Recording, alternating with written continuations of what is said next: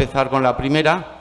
La va a presentar Antonio Jiménez, que es ingeniero agrónomo por la Universidad de Lleida y jefe de proyectos en el Departamento de Innovación y Tecnología de FCC Aqualia, empresa líder española en la gestión del ciclo del agua. Actualmente está implicado en el proyecto H2020, Ultimate y Life Infusion. El título de la ponencia es Proyecto Ultimate, Tratamiento y Reutilización de Agua en la Industria. Adelante, Antonio. Sí. 10 minutillos. Muchas gracias, Antonio y Elena. En cuanto me den el mando, empiezo. Gracias.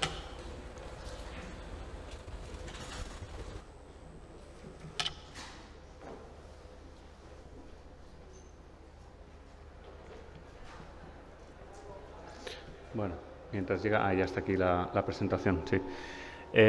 Yo he hecho hoy una presentación ya sobre la misma solución, que es la nanofiltración. Son estas membranas de segunda generación, estas membranas que yo creo que tienen un espacio importante en el mercado, están entre la ultrafiltración y la ósmosis inversa, y realmente se les está dando bastante juego por su versatilidad, por su robustez y porque realmente pues, al final suplen las necesidades del mercado, una serie de necesidades que van surgiendo. En este caso, antes he hablado de un caso de potabilización. En este caso es una aplicación industrial.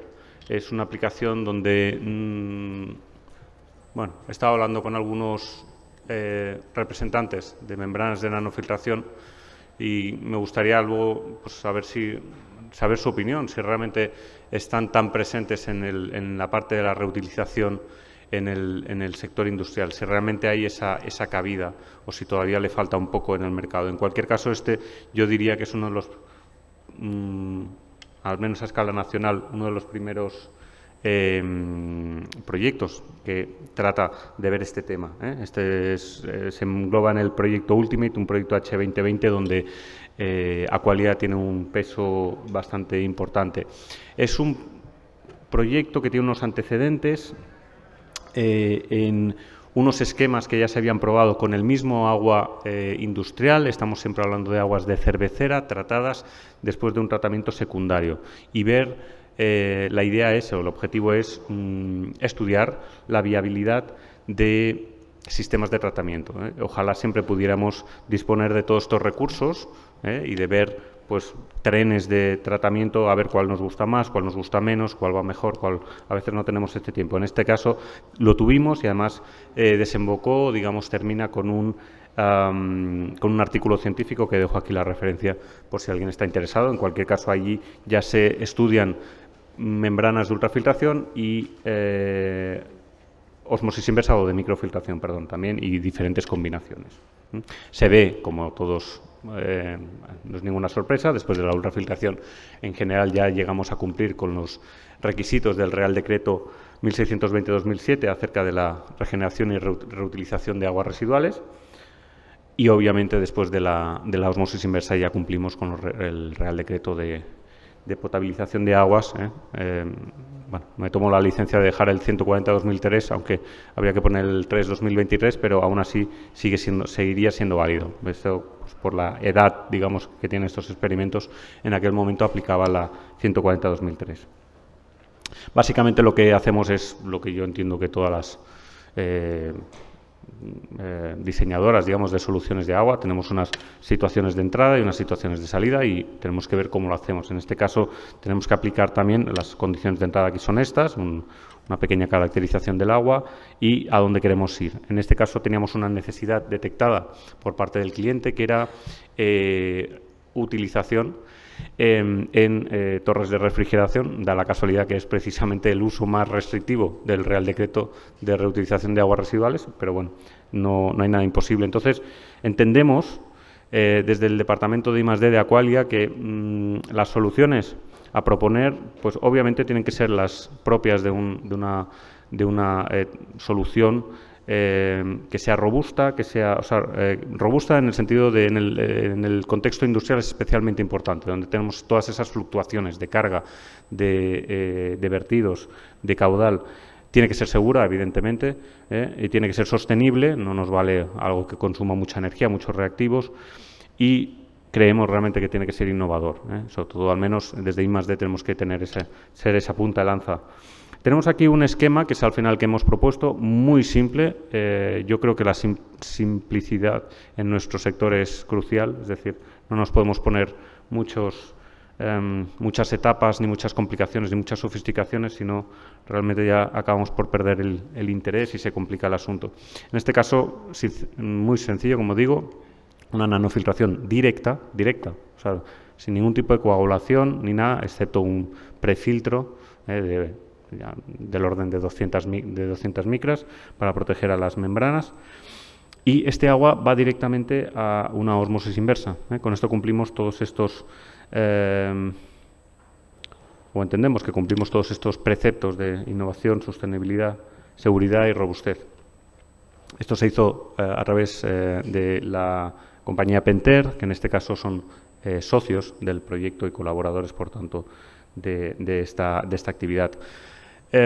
Quería destacar dos cosas. Aquí hacemos, bueno, en primer lugar, vamos a producir 400 metros cúbicos de agua regenerada. Yo creo que la verdad es que con la edad veo que expresar así los resultados a veces me parece que es poco clarificador. Cada vez me gusta más utilizar la nomenclatura de metros cúbicos por cada metro cuadrado de membrana. Creo que esto sería mucho más científico en el sentido de que podríamos comparar entre resultados, ¿no? Es decir, una misma membrana, ¿cuántos metros cúbicos ha producido? En este caso serían 10, del orden de 10 metros cúbicos por cada metro cuadrado, y se hace durante 7 meses. Bueno, hasta ahí todo más o menos razonable. Es un experimento que además ahora sacaré algunos datos, salen bastante bien. Pero quiero también añadir a los que estamos en I+D, creo que esto es muy importante, y es que el alcance de nuestros trabajos yo creo que no se debe solo limitar a la obtención de resultados analíticos y de la solución en sí, sino tenemos que tratar de ir más allá, de cara siempre a buscar la implantación final y el éxito en lo que es un esquema de regeneración de aguas. En este caso lo que hacemos es,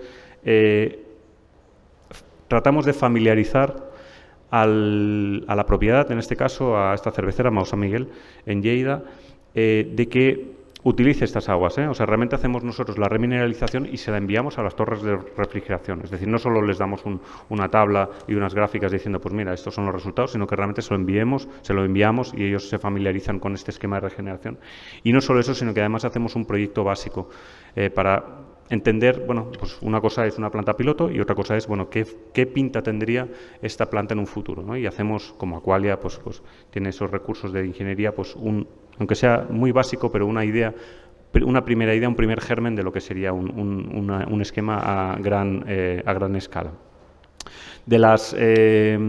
Uno de los resultados es la viabilidad de la operación de las membranas. La verdad que nos quedamos muy gratamente sorprendidos de que funcionara muy bien, en el sentido de que no esperábamos que funcionara mal, pero quiero decir que era un tratamiento directo y no hubo ningún problema en cuanto a problemas de, pues, qué sé yo, de ensuciamiento o colapsado de membranas, etcétera. Como pueden ver en la línea azul, no sé si no tiene el puntero, pero vamos, en la gráfica de arriba la línea azul vendría a ser el flujo de operación. Como pueden ver, pues el criterio de diseño experimental era vamos a ir subiendo el flujo y vamos a ver qué pasa con el resto de parámetros, ¿no? Y lo que vemos, incluso podemos bajar la velocidad de flujo tangencial, el crossflow, y realmente la recuperación también la subimos, es decir, vamos intensificando el proceso y en ninguno de estos casos, a medida que va pasando el tiempo, vemos un perjuicio de las membranas, ni de la operación, ni nada. O sea que realmente muy bien. Me quedan 2 minutos. Perfecto, sí, voy muy bien de tiempo. Gracias. Y luego, finalmente, pues hablar de lo que sería los resultados. Se me ha olvidado a lo mejor indicar que estas membranas de nanofiltración tienen un corte de poro de 1000 Daltons. Creo que es importante, porque en el mercado existen otras diferentes, de diferente tamaño de poro. En cualquier caso, aquí lo que observamos probablemente no sea ninguna sorpresa para nadie, es decir, después de una nanofiltración hay una eliminación total de materia particulada de turbidez de Escherichia coli y huevos de nematodo y legionela, es decir, todos los requisitos que nos exige el Real Decreto 1620-2007 se cumplirían, y si no fuera por la salinidad, porque el uso es para torres de refrigeración, estaríamos en condiciones de reutilizar este agua. Y luego hay un tema interesante, y es, hoy precisamente había una charla muy interesante de Toray sobre esto, que es acerca de la retención de materia orgánica, no ya la particulada, sino la disuelta. En el momento en que conseguimos con una nanofiltración, que es una cosa que no consigue la ultrafiltración, pues eliminar mucho más esta materia orgánica, este 69%, aproximadamente 2/3 partes de la DQO de un agua, insisto, que ha sido tratada en un tratamiento secundario. En ese momento, pues esta retención tan alta, pues lo agradece la osmosis inversa que viene al final, ¿no? Pues habrá menos, entendemos que habrá menos ensuciamiento y menos problemas, digamos, o más facilidad para operar una osmosis inversa. Nada, esto es una pequeña, no voy a parar en esto, simplemente pues más datos. Es la única diferencia es que incluimos los datos del blending, pues porque ese blending, obviamente, como todos sabemos, después de una osmosis inversa es necesario para no tener un agua demasiado corrosiva. Eso es todo por mi parte. Muchísimas gracias por su atención. Muchas gracias. Muchas gracias, Antonio. Al final. ¿Después? Sí. Sí, al final.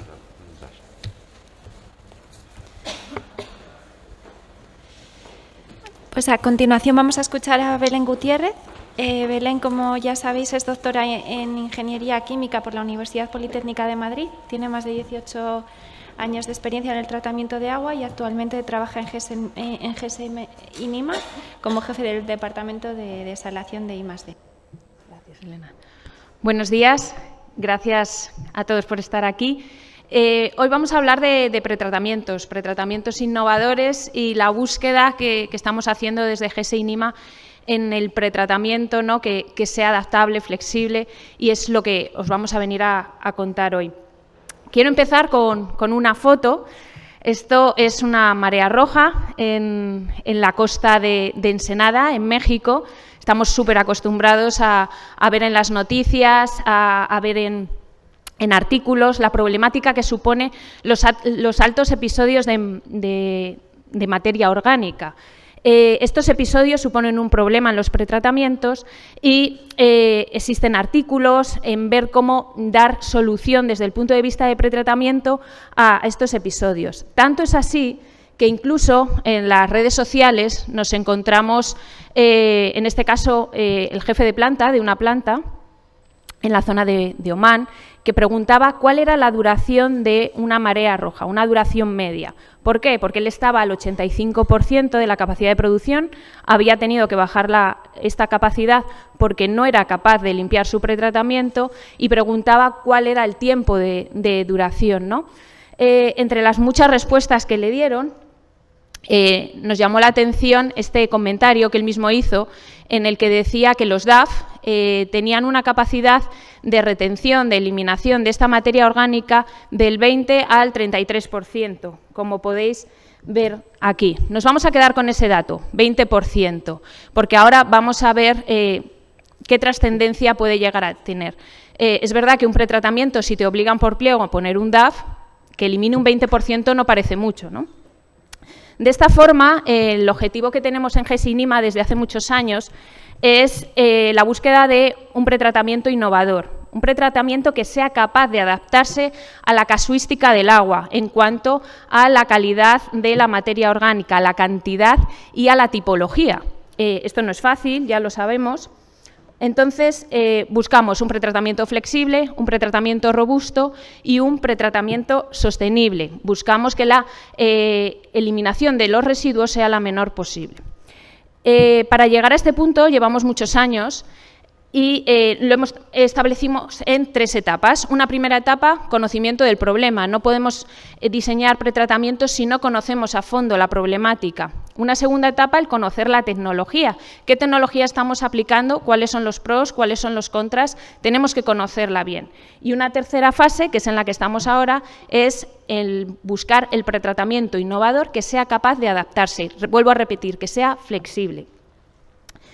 Comenzamos, para que entendáis este histórico, con el estudio del problema. Para estudiar el problema, lo que hicimos fue desarrollar un proyecto en el que buscábamos conocer bien la problemática de las mareas rojas, conocer la tipología de microalgas que tenemos, no solo en cuanto a forma y tamaño, que como veréis, aquí hay unos cuantos ejemplos, es muy variada, sino también incluso en el efecto que estas microalgas originan, ¿no?, que es muy variado. Dentro de este proyecto nos reunimos con grandes expertos, por ejemplo, con Leonardo Guzmán, que es un profesor del Instituto de Fomento Pesquero chileno, que allí la problemática de las mareas rojas, de las blooms algales, debido a los estudios de las piscifactorías que tienen, la acuicultura, es un problema que conocen muy bien. Nos reunimos con el Instituto Oceanográfico de Vigo, expertos y pioneros aquí en España, y de todas las conclusiones os podemos contar que un episodio de floración se produce por una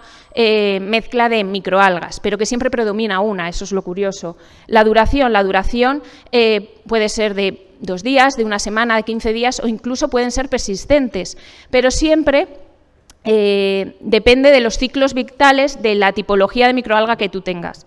La forma y el tamaño es fundamental conocerla, porque luego vamos a ver que eso va a afectar a la tecnología que nosotros apliquemos, y son muy variadas.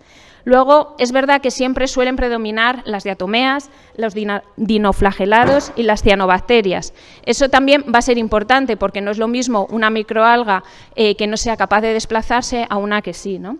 Y, finalmente, la importancia de conocer la ubicación, ¿no? El saber que las microalgas no es lo mismo tener una planta, por ejemplo, en Chile, a tener una planta en la zona de Omán, ¿no? Una vez que profundizamos en las tipologías, en los tipos de microalga, pasamos a estudiar la tecnología y nos centramos en los sistemas de flotación. Aquí entró el proyecto Econosis, un proyecto financiado por el CNDT con los fondos EA Grants. Entre los muchos objetivos que nos marcamos en este proyecto, hicimos una serie de estudios en cuanto al comportamiento de las microalgas en el proceso de arrastre a través de aire previamente disuelto, lo que viene siendo un DAF, una flotación. Tomamos distintas tipologías de microalgas, siempre buscando que fueran diferentes en cuanto a forma, diferentes en cuanto a tamaño, densidad. Aquí tenéis algunos de los ejemplos. Y de los resultados que obtuvimos, aquí hemos puesto también un ejemplo, veréis que hicimos distintos ensayos. En uno poníamos un tipo de microalga, luego cambiábamos, luego mezclábamos, pero es curioso que la conclusión de todos ellos era que la reducción de la concentración que se conseguía en los procesos de filtración, la reducción media, era en torno al 20%. Si os acordáis, en la primera transparencia, nuestro operador de planta hablaba de que el DAF conseguía tasas de eliminación del 20 al 33%, de tal forma que no solo la bibliografía, sino que también la experimentación y la operación parece que nos ponemos de acuerdo en esto. Entonces, ¿qué pasa con la flotación? ¿Qué pasa con los DAF? No significa que no funcionen, sino que para que tengan eficiencias buenas son necesarias concentraciones de microalgas superiores a 1 millón de células por mililitro. Estas concentraciones son muy elevadas. Prácticamente en la bibliografía no existen registros con estas concentraciones y es raro que nos las encontremos. Y la eficiencia va disminuyendo a medida que la concentración disminuye. Además, se requieren tamaños de burbuja en torno a 50 micras, ¿no? Esto nos hace reflexionar y decir, estamos aplicando la flotación, pero para que la flotación sea efectiva, no solo va a influir en la concentración, sino que también va a influir la tipología de la microalga que nosotros tengamos, la forma que tenga esta microalga, el tamaño, y además del tamaño de burbuja. Entonces, deberíamos pensar y decir, tenemos que buscar un pretratamiento que no sea estándar, que da igual donde estemos, en qué tipología de agua tengamos, que vamos a aplicar siempre lo mismo, no tiene sentido, ¿no? Esto nos hizo reflexionar y nos hizo ir a buscar nuevas soluciones, nuevos pretratamientos innovadores. Y este es el punto en el que nos encontramos ahora en INIMA. Estamos en la búsqueda de ese pretratamiento, en la búsqueda del pretratamiento que hablábamos al principio, un pretratamiento flexible, un pretratamiento robusto y un pretratamiento sostenible. Pues bien, en esta búsqueda os quiero presentar a nuestro proyecto ROSIP, significa Reverse Osmosis with Simple Intake and Pretreatment. Este proyecto es una apuesta de GESE INIMA, es un proyecto que decimos que es un proceso flexible, adaptable a la casuística que tengamos en el agua de mar que captemos, adaptable al contenido de materia orgánica. Es un pretratamiento robusto. Vamos a buscar que se eviten las paradas de planta debido a estos episodios, que la operación nunca se vea interrumpida y un proceso sostenible. Vamos a disminuir la generación de residuos, vamos a reducir el consumo energético y vamos a tener una menor obra marina. Lo pongo entre interrogantes porque al final, si nos podemos adaptar a cualquier casuística de agua de mar, ¿por qué no acercar la torre de toma, ¿no? Al final, la torre de toma vamos a buscar calidades buenas, pero si nos podemos adaptar, ¿por qué nos tenemos que ir a profundidades mayores? ROSIP, al final, la tecnología que hemos elegido es una ultrafiltración sumergida y diréis, esto no es nada bueno, nuevo. De acuerdo, pero es que la innovación no está en la tecnología, la innovación está en el depósito donde se contienen las membranas de ultrafiltración y en la forma que vamos a operar estas membranas, que es totalmente innovadora.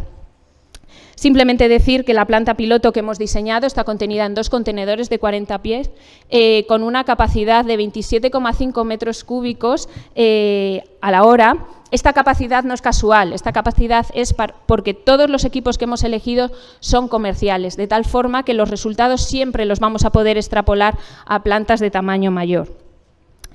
La ubicación de la planta elegida es Ensenada, la desaladora de Ensenada en México. Esto tampoco es casual, vamos buscando plantas donde la calidad de agua de mar sufra episodios de mareas rojas, donde el contenido de materia orgánica sea elevado para poder luego demostrar que el pretratamiento funciona. Ahora mismo acaba de llegar, llegó la semana pasada, están mis compañeros allí instalándola y esto nos va a permitir comparar nuestros resultados con la planta a escala real.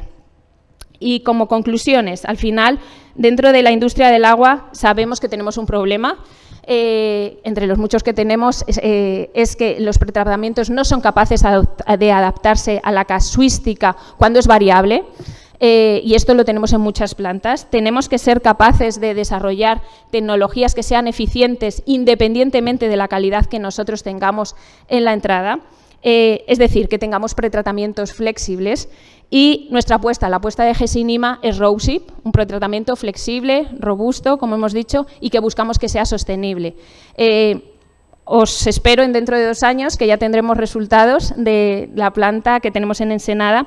Y antes de acabar, quiero dar las gracias a las empresas que han participado y han colaborado con nosotros, a DuPont, a Drops & Bubbles, a SETA y a LG, por la colaboración y la apuesta que han tenido con nosotros en este proyecto. Y también, antes de acabar, no me quiero olvidar de mis compañeros del departamento I+D, que están allí ahora mismo instalándolo, los de operación y mantenimiento, que sin su ayuda esto tampoco hubiera sido posible, y a la delegación de México y a logística, porque todos los proyectos son ejemplos de trabajo en equipo, pero os aseguro que sin el trabajo de todos mis compañeros, no hubiera sido posible. Muchas gracias.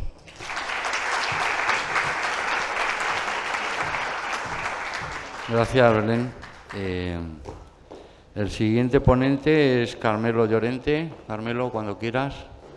Es director comercial de Tecma y nos va a hablar sobre el estudio del recuento celular, TCC, en la planta de desalación marina IDAM Tordera, mediante citometría de flujo. ¿Correcto? Correcto. Pues adelante. Gracias.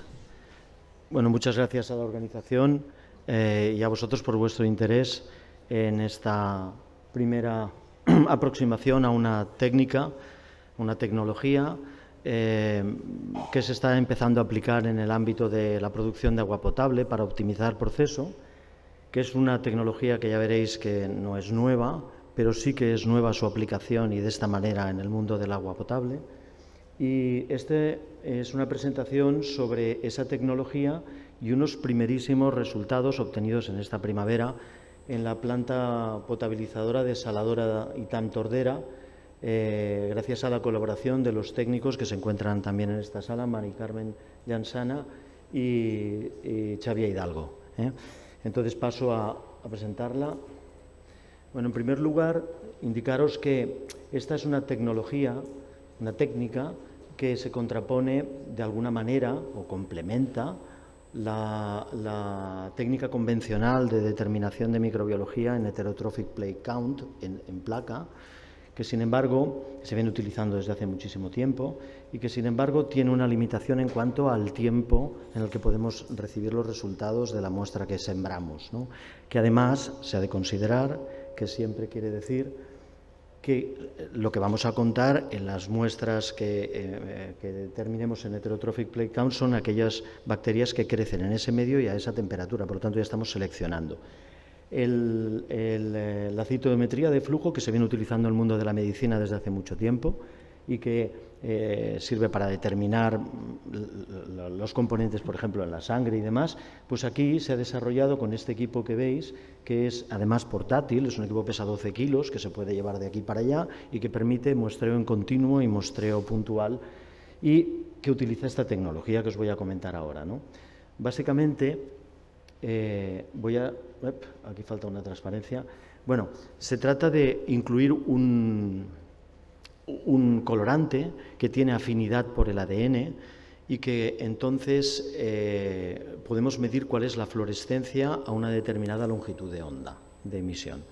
Entonces existen dos tipos de colorantes que se utilizan en estas técnicas, que es la Cybe Green, que es un colorante que tiene esta coloración y que se añade al ADN tanto en células intactas como en células que tienen modificada la membrana celular. Estamos hablando de bacterias generalmente, ¿eh?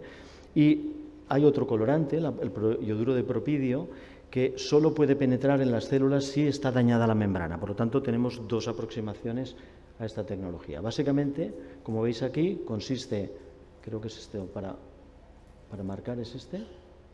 Sí, vale. Lo que consiste es en tomar una muestra. Este equipo tiene todos los elementos en su interior para poder mezclar con microfluídica el colorante y luego mezclarlo, incubarlo y tras aproximadamente unos 25 minutos lo que hace es pasar toda la muestra a través de un capilar que va a parar a un depósito que también está dentro del propio equipo y entonces en el paso a través de este capilar se irradia con un láser de una longitud de onda determinada donde se recuperan tres señales distintas.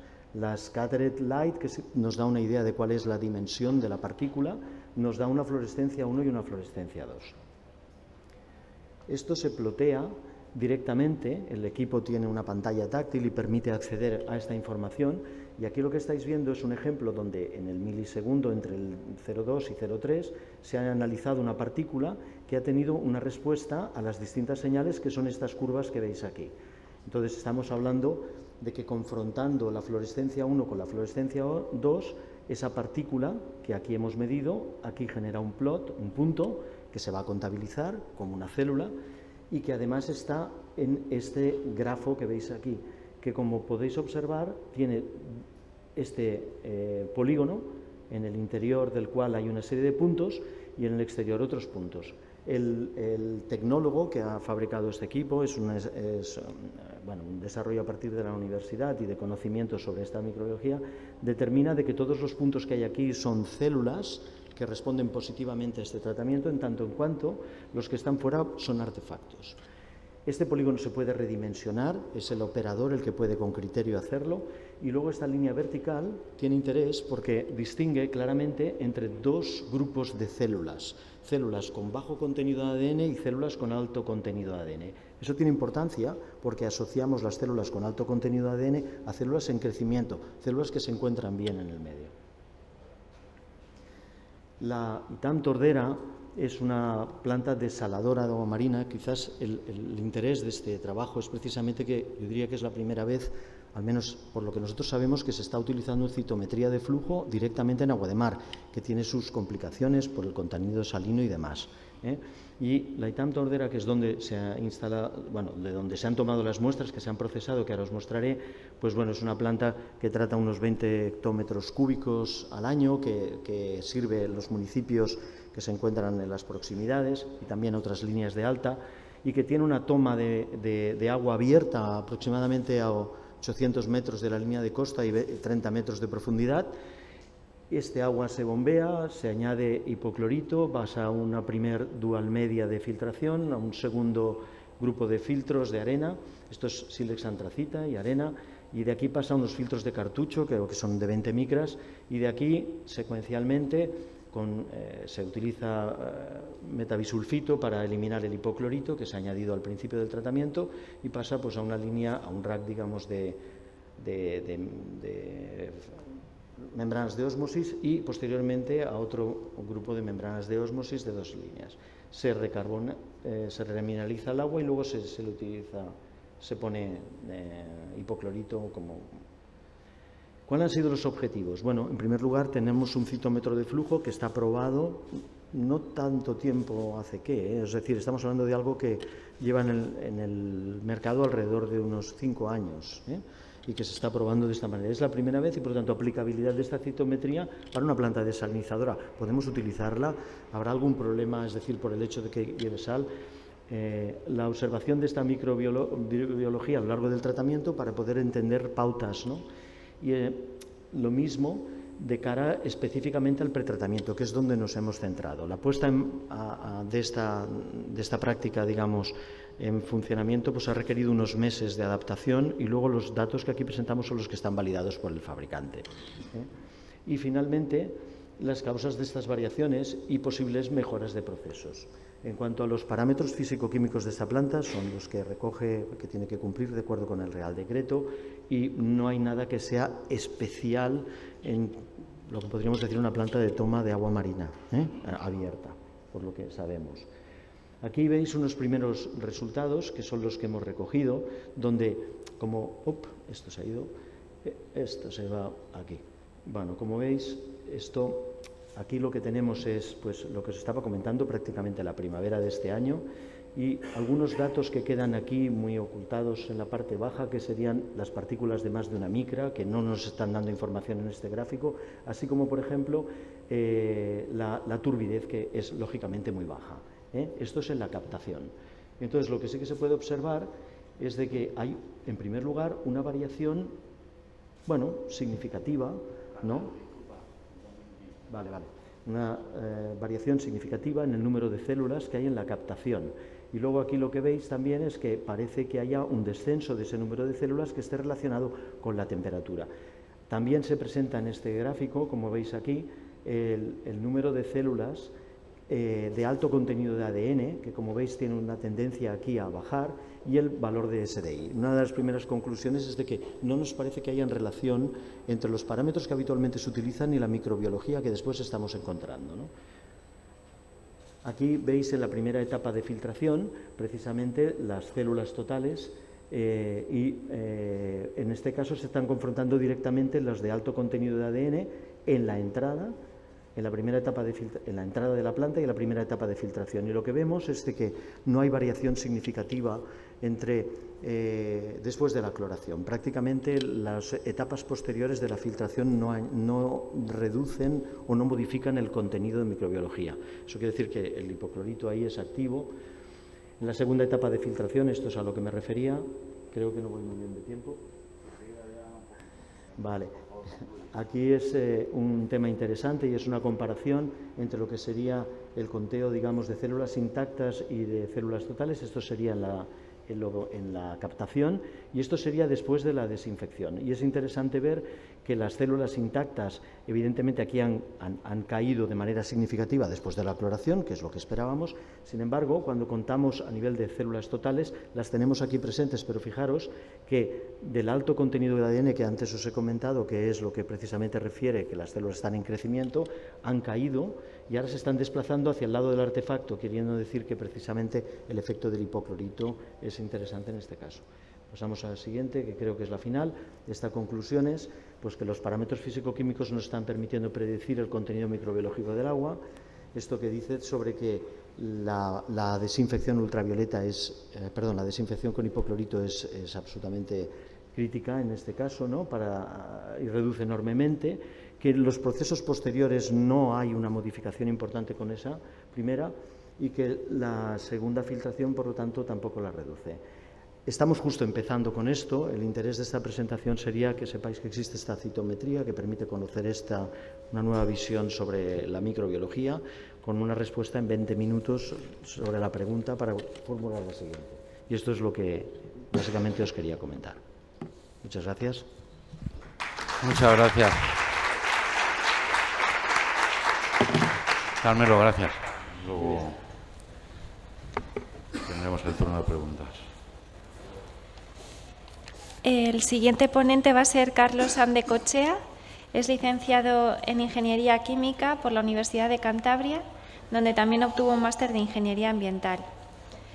Actualmente trabaja como investigador senior en Leitat Technology Center dentro del área de Environmental Technologies. Ha participado en la redacción y ejecución de proyectos a nivel nacional e internacional. Muchas gracias por la presentación y a Edith por darme la oportunidad de presentar mi trabajo. Hoy voy a hablaros de la producción de agua ultra pura a partir de aguas residuales por tecnología de membranas, y esto es un proyecto en colaboración con Depuración de Aguas del Mediterráneo, con DAM. Vale. El proyecto es el proyecto Regenera y se basa en que existen estimaciones de que hacia 2050 más o menos la producción de energía va a tener una gran carga de renovables variables, principalmente eólica y solar, y esto va a suponer que va a haber un desacople entre las curvas de producción y las curvas de consumo, que nos espera que los sistemas de baterías sean capaces de solventar. Entonces, se crea una necesidad de desarrollar nuevos sistemas de almacenamiento y gestión de este tipo de energías.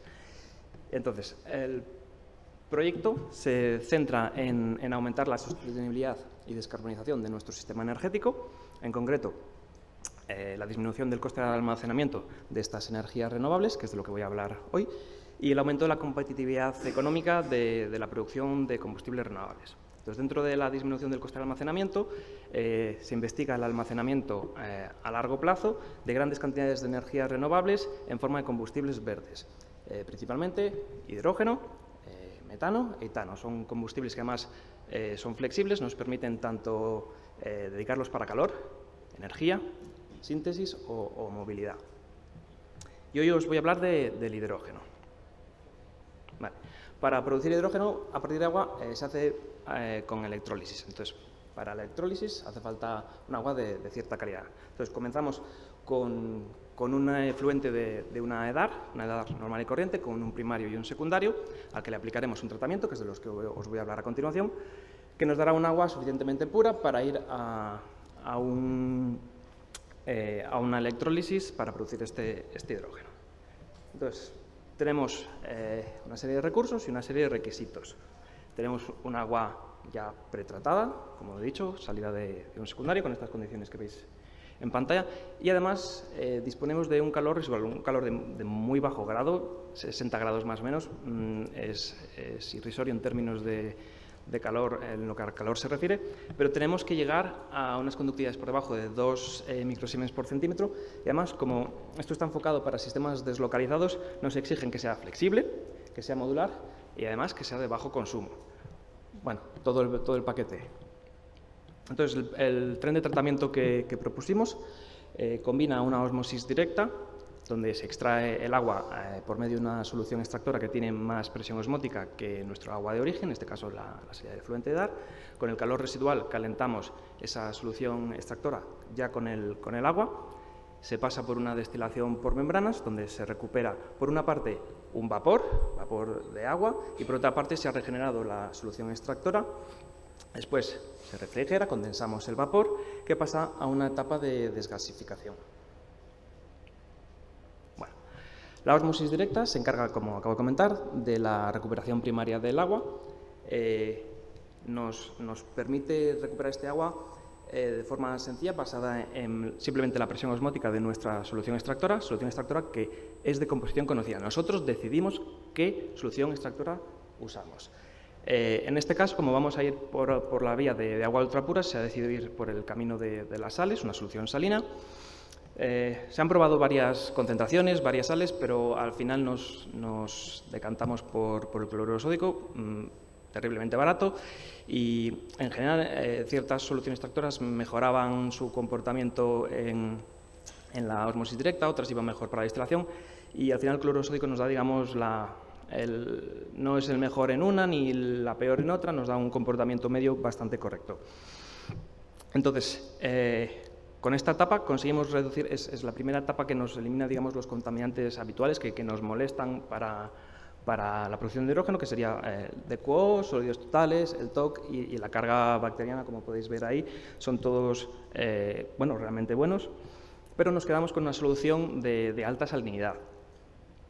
Esta solución de alta salinidad, obviamente, muy malo para un electrolizador, sobre todo cuando tenemos un objetivo de microsiemens. ¿Qué hacemos ahora? Lo pasamos a una destilación por membranas. He puesto que es destilación por membranas a vacío, Vacuum Membrane Distillation. Técnicamente es Vacuum Assisted Membrane Distillation, y aunque parece una diferencia nimia de terminología, en realidad a nivel práctico es bastante diferente. La Vacuum Membrane Distillation trabaja a presiones muy bajas, lo que hace es el vacío, me transforma el agua líquida en vapor. Nosotros estamos limitados en el consumo, es para deslocalizado. No trabajamos con presiones que me cambien el líquido a vapor. Lo que hacemos es aplicar un pequeño vacío que me arrastre el vapor que voy produciendo, no se me acumule en la superficie de la membrana y voy arrastrando. Podríamos haberlo hecho, digamos, el símil de sweep gas. Podríamos haber empujar con un gas todo el vapor de agua hacia afuera, pero en lugar de eso vamos a succionarlo. Esto nos hace la reducción bruta o primaria de la conductividad. Tenemos un agua de alta pureza y solamente nos permearían aquellos compuestos valorizables, básicamente el agua y los gases que lleva en disolución. Entonces, muy interesante porque os he puesto al principio que íbamos a hacer desgasificación. Hemos hecho desgasificación, pero nos dimos cuenta de que nuestra destilación por membranas funcionaba extremadamente bien. Estábamos obteniendo conductividades de alrededor de 3 microsiemens por centímetro. Y ocurre que nos dimos cuenta de que al usar el vacío en lugar de empujar con gas, cuando tenemos nuestro vapor de agua y se condensa, parte de los gases que lleva disueltos se vuelven a introducir dentro del agua, precipitan, lo tenemos en forma líquida, pero una buena parte de los gases disueltos no vuelven al agua. Entonces, nos dimos cuenta que simplemente podíamos entrar ya directamente a lo que suele ser la etapa de afino final, que es de resinas. ¿Qué nos ofrece respecto a la desgasificación que habíamos probado? Nos da lo mismo. Pongo CO2, es el principal gas que nos da problemas en este tipo de sistemas. Hemos hecho la reducción de gases, hemos conseguido nuestro objetivo de conductividad, pero el sistema es más simple de operar. Solamente necesitamos una bomba que nos mueva el líquido, mientras que de la otra forma necesitamos gas que no puede ser aire, tiene que ser normalmente nitrógeno o bien vacío, que un sistema de nitrógeno que nos vaya arrastrando todos estos gases. Entonces se simplifica el proceso manteniendo los resultados. Entonces, la gracia de todo esto es combinarlo, así que pues hicimos la integración de todo esto. Me habría gustado enseñaros las fotos del piloto, pero por desgracia todavía no está listo, así que os tenéis que conformar con la versión de laboratorio. Entonces, partimos de un agua de una DAR con 2 milisiemens por centímetro, lo metemos en la ósmosis directa, se nos va la conductividad por las nubes, porque obviamente hemos usado una solución salina, 60 milisiemens, pero a la salida de la VMD ya estamos en 3 microsiemens. Y después simplemente hay que acabar de afinarlo. Entonces, en este sistema estamos más o menos en una producción de medio litro por hora, que parece muy poco, pero teniendo en cuenta que es laboratorio, no está tan mal, particularmente cuando al traducirlo esto a hidrógeno, medio litro por hora es alrededor de es más o menos un electrolizador de 25 kilovatios. No es tontería para un Erlenmeyer así de pequeñito. Entonces, ¿qué ventajas nos ofrece respecto a los sistemas tradicionales de purificación de agua? Bueno, en pantalla se puede ver el tren de tratamiento para aguas de microchips. Obviamente no necesitamos ese nivel de pureza, pero sí que tenemos que llegar hasta ahí, más o menos, hasta el intercambio iónico. Teniendo en cuenta que ya tenemos un pretratamiento que nos lo hace la EDAR, digamos que partiríamos desde aquí. 1, 2, 3, 4, 5, 6 etapas. 6 etapas, de las cuales 2 son 2 osmosis inversas. Nosotros lo hemos hecho en 3 etapas y lo único que hemos necesitado, una bomba de vacío, es el principal consumidor del sistema, pero es bastante pequeña, y después mover el líquido. Son bombas de menos de 50 vatios, una bombilla de las antiguas ya consumía más. Entonces, hemos conseguido el objetivo con menos etapas, con menos consumo y sin etapas de presión, simplemente utilizando el calor residual del que ya disponíamos en la DAR. Y eso es todo. Muchas gracias y al final, si queréis, podéis hacer preguntas. Gracias. A continuación, Carlos Benito, que es doctor por la Universidad de Sevilla en Recursos Naturales y Medio Ambiente, graduado en Ciencias Ambientales por la Universidad Pablo de Olavide y máster en Ingeniería Ambiental y en Seguridad en la Industria y Prevención de Riesgos. Actualmente es responsable de I+D+I en Dinotec y nos va a hablar de la combinación de la tecnología de ultrafiltración y desalación para el tratamiento de efluentes depurados de refinería. Adelante, Carlos. Buenos días, ¿me escucháis bien? Sí. En Dinotec llevamos más de 45 años trabajando en el sector del agua. Estamos especializados en el tratamiento de agua, EDARI, y sobre todo en reutilización de agua, que es lo que nos hemos dedicado en los últimos años. Hemos tenido los casos de mayor éxito.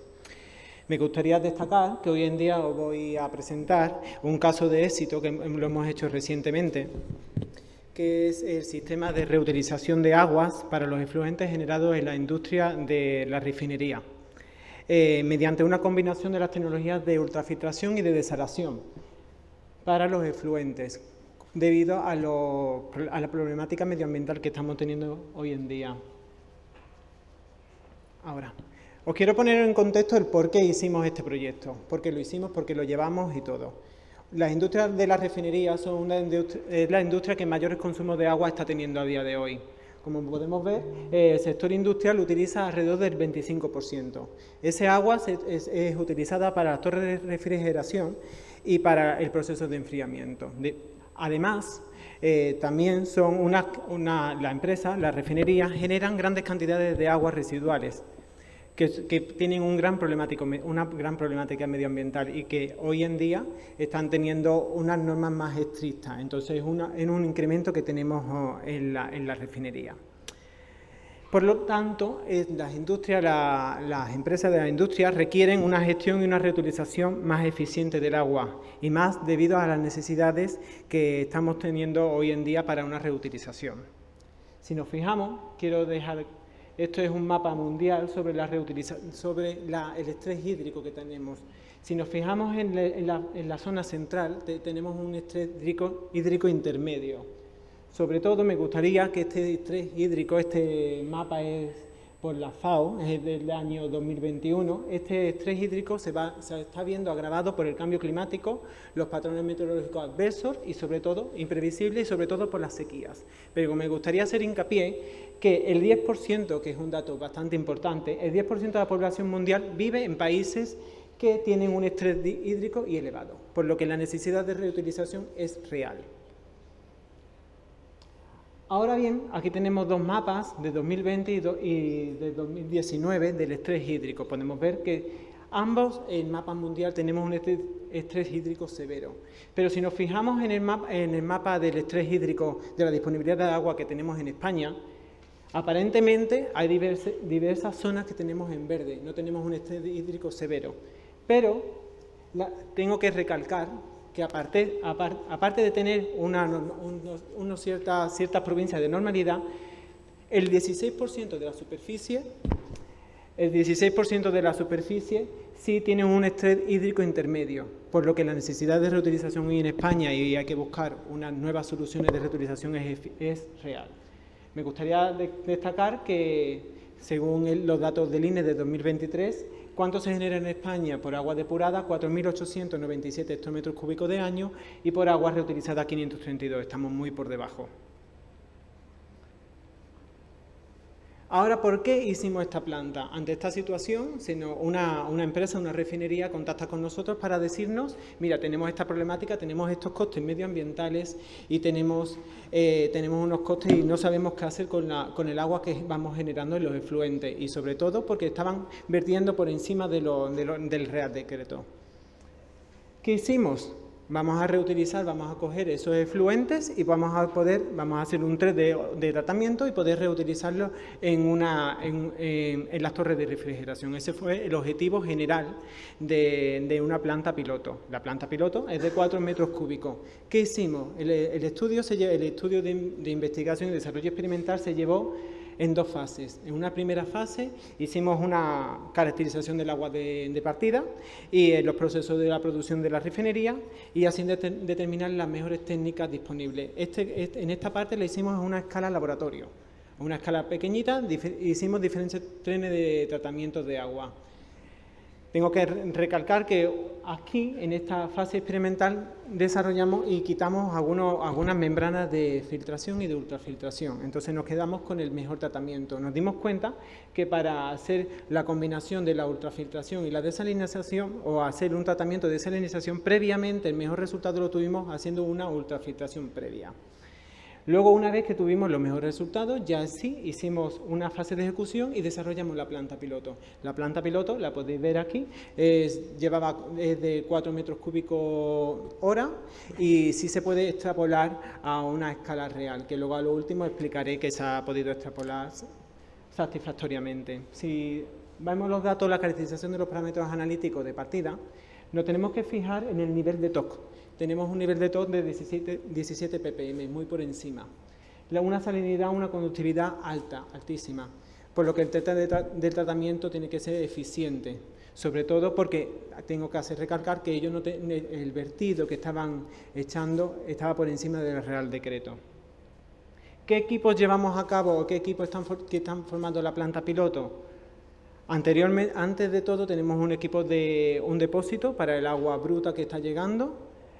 Tenemos unas electrobombas, unas electrobombas verticales, pero lo más importante son los filtros de AFM y el sistema de ultrafiltración previo a la ósmosis inversa, y luego una dosificación de reactivos. También llevamos a cabo unos equipos de medida y control al instante, y por último todo lo tuvimos digitalizado mediante una escala. ¿Cómo fue la planta piloto? Este es el plano PID de la planta piloto. Si no lo veis bien, ahora lo vamos a ver más pequeño. Esta es la primera fase de la planta piloto, la fase de filtración.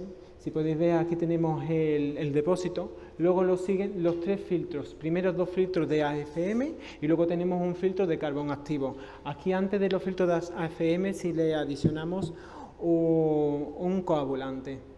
Aquí tenemos el caudal de tratamiento, 4 metros cúbicos, como he dicho, y aquí posteriormente podéis ver la cantidad del filtro.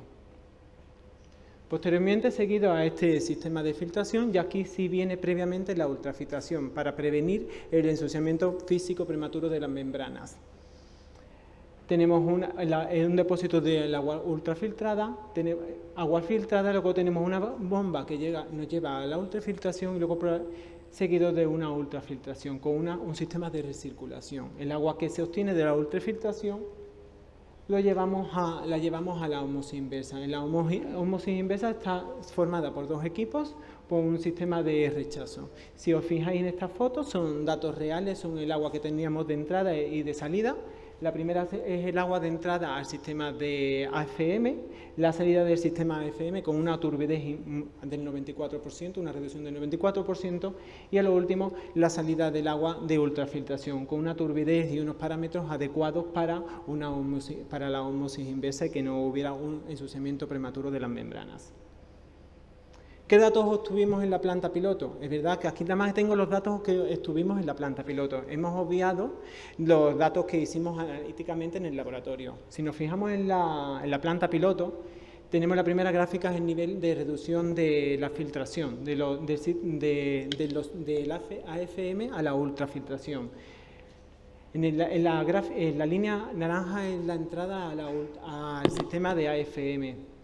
Las líneas de abajo, tanto la naranja como la gris, son la salida del carbón activo y de la salida de la FM. Sí, sí. Luego, posterior, tenemos el caudal de salida. Tengo que indicaros que tuvimos una reducción del 70% y del 94%. Estos son los siguientes datos, parámetros analíticos que tuvimos en cuenta, una reducción de una conductividad con la planta piloto del 94% y tuvimos un porcentaje de recuperación de la ósmosis inversa del 50% para este caso. Me gustaría destacar el dato de porcentaje de reducción de la turbidez de la ultrafiltración, que aquí podéis ver que tenemos un promedio del 70%, pero aquí hay un dato que es muy inferior, es porque tuvimos un pico muy bajo de la turbidez del agua. Entonces tenemos ahí un pequeño error, pero que si hacemos un promedio del 70%. ¿Qué conclusiones llegamos? Que le dimos viabilidad al tren de tratamiento. Este tren de tratamiento nos dieron unos resultados y una reducción de la carga contaminante del 90%. Primero, el tren de tratamiento es una acumulación de agua filtrada, una bomba de ultrafiltración, un sistema SIP para la ultrafiltración, luego seguido de una ósmosis inversa. Y tengo que destacar que el sistema de ósmosis inversa con 8 pulgadas de diámetro y que tuvimos una recuperación máxima del 75%. Esto fue una planta piloto de 4 metros cúbicos de hora que dio lugar hoy en día ha dado lugar a una planta real que está contemplada hasta las fases de filtración, que hoy en día dentro de unos cuantos de meses vamos a llevar la ejecución de la planta de ósmosis inversa. Porque ya entramos hasta la fase de filtración, entramos dentro de vertido y ahora vamos a salir en torno a unos 2 meses, volveremos a construir la parte de la ósmosis inversa. Esto es todo, muchas gracias y si tenéis cualquier duda está en el artículo científico. Gracias. Gracias, Carlos.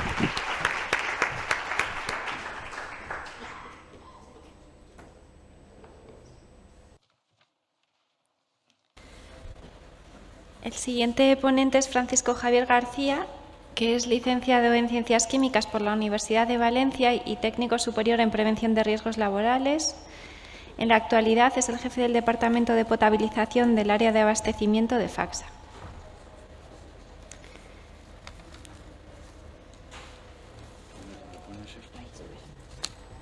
Buenos días. ¿Qué es lo que os ha llevado a meternos en este fregado o a hacer este estudio? Pues el detonante principal ha sido la sequía que estamos viviendo en los últimos tiempos. Para ponernos en situación, el sistema de abastecimiento de Campos de Montiel se sitúa en Ciudad Real y se abastece del embalse de la Cabezuela, un embalse que a fecha de hoy está bajo mínimos y que para más INRI tiene un problema de sulfatos. Desde la TAP de dicho sistema se abastece a los distintos municipios que conforman el sistema de abastecimiento de Campo de Montiel.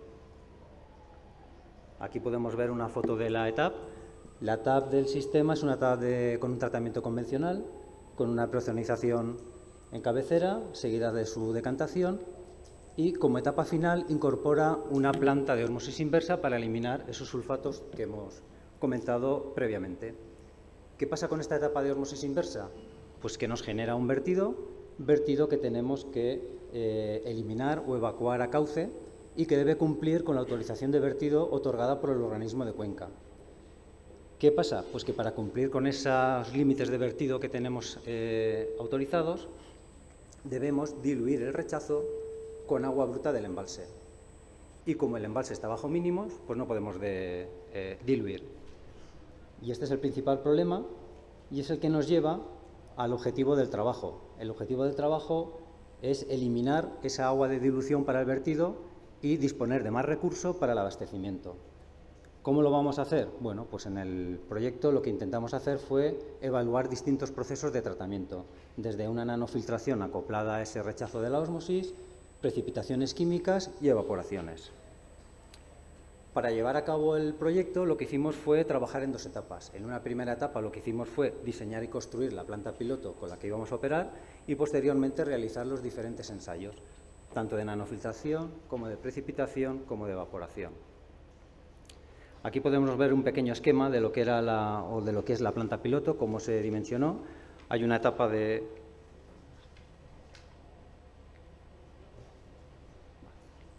Aquí podemos ver la planta de nanofiltración que hemos utilizado y el sistema de decantación donde producíamos la precipitación química. Podemos directamente la corriente de rechazo de la ósmosis inversa alimentarla bien a una nanofiltración o directamente al decantador y hacer las distintas pruebas que diseñamos en su guía.